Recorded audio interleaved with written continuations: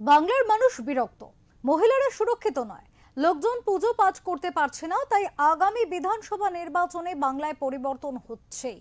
শনিবার পশ্চিম মেদিনীপুরের চন্দ্রকোনায় সাংবাদিক বৈঠক করেছে, কেমনটাই দাবি করেছেন দিলীপ ঘোষ। উল্লেখ্য, এদিন একাধিক কর্মসূচি নিয়ে চন্দ্রকোনায় আসেন সস্ত্রীক দিলীপ ঘোষ। তারপর তিনি মনোহরপুরে এসে সাংবাদিক বৈঠক করেন। একাধিক ইস্যুতে আক্রমণ করেন রাজ্য সরকারকে।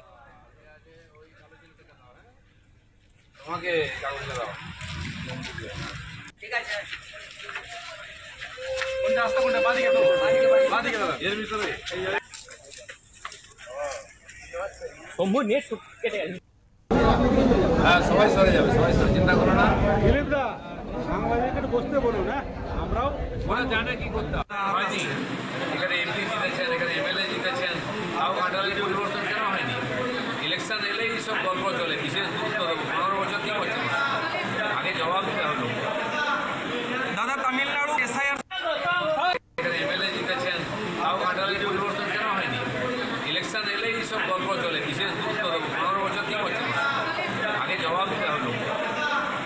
দাদা তামিলনাড়ু এসআইআর এই সপ্তাহের মধ্যেই শুরু হবে, মানে জানিয়েছে নির্বাচন কমিশন। বাংলার কি পশ্চিমবাংলায় আগে এবং ইলেকশন আগে এসআইআর হোক আর সংশোধিত তালিকা নিয়ে ভোট হোক, তার হলে কোনো মানেই হয় না। সারা ভারতবর্ষে এসআইআর হবে এবং পশ্চিমবাংলাতে হবে সবচেয়ে বেশি। পশ্চিমবাংলায় ওকে মাইকটা বন্ধ করতে বলবো। দাদা, রাজ্যে এসআইআর আবহে বিএলএদের উপর একটা কড়া নজরদারি চালাচ্ছে বিজেপি।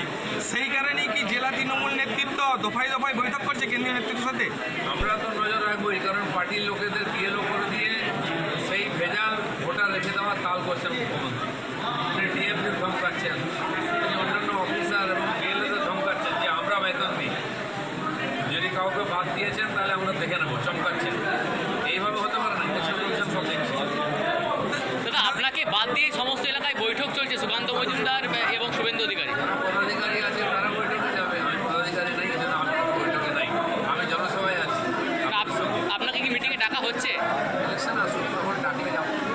দাদা, এসআইআর তালিকায় হচ্ছে যে ভুল থাকার কারণে বিহারে 52 জন বিএলওকে জেলে যেতে হয়েছে। সরাসরি হুঁশিয়ারি শুভেন্দু অধিকারী। বিএলওদের কাছে নজর রাখার নেতৃত্ব বিজেপি কর্মীর দিকে জানিয়েছে। টিএমসি বা মমতা ব্যানার্জি দেখুন, যদি গন্ডগোল করে কেউ ভোটার লিস্টে কোনো বিএলও, জেলের ভাত খেতে হবে। আর এখানে যদি হয় তাহলে এখন বেশি কয়েকশো লোক জেলে যাবে। এটা না হয় বিএলওরা যেন সাবধান থাকে, ইলেকশন কমিশন কাউকে ছাড়বে না। দাদা, দলের নির্দেশ থাকাও তৃণমূলের হুমায়ুন কবির বারবার বেলাগাম হচ্ছে। এই জন্য কিন্তু তৃণমূল একটা স্পেশাল সেল করে মাঠে নামাচ্ছে তৃণমূল কর্মীদের। এ বিষয়ে আপনি কি প্রতিক্রিয়া দেবেন? নিজের নেতারা বারবার উল্টো টিএমসিতে কোনো ডিসিপ্লিন আছে, সংবিধান আছে। একদিন চলছিল, এখন সবাই শেয়ার হয়ে গেছে, কেউ কাউকে মানে না।